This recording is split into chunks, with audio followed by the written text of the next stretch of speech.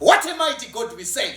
Mwari wetinonamata ndi Mwari ane simba. Vakomana havana doubt. Vari kutiko Mwari wedu wetinoshumira anogona kutirwira.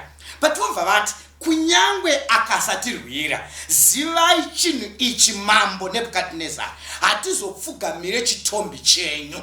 Saka vakomana vari kuti Satani tomuziva ndiye ari kupokera vanhu kuzonamata.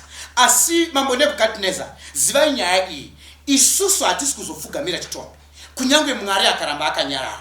Ende kunyarara kwake hakureve kuti haagoni. Kunyarara kwaMwari paupenyu hwako hakureve kuti haagoni. Kunyarara kwaMwari uchinetswa nekensa hakureve kuti haagoni. Kunyarara kwaMwari uchishungurudzwa mumarriage yako hakureve kuti Mwari haagoni. Kunyarara kwaMwari matambudziko achiwira nyika hakureve kuti Mwari haagoni. But unombotendera hazvo kuti zvizivikanwe kuti parainapo, zvizivikanwe kuti pamushapo, zvizivikanwe kuti uyu awirwa nedambudziko, kuitira kuti kana ozozviita, odzikinura, odhilivhara vanhu, obatsira vanhu, zvigozivikanwa kuti hakuna mumwe wakazviita, ndiMwari woga unogona kuzviita.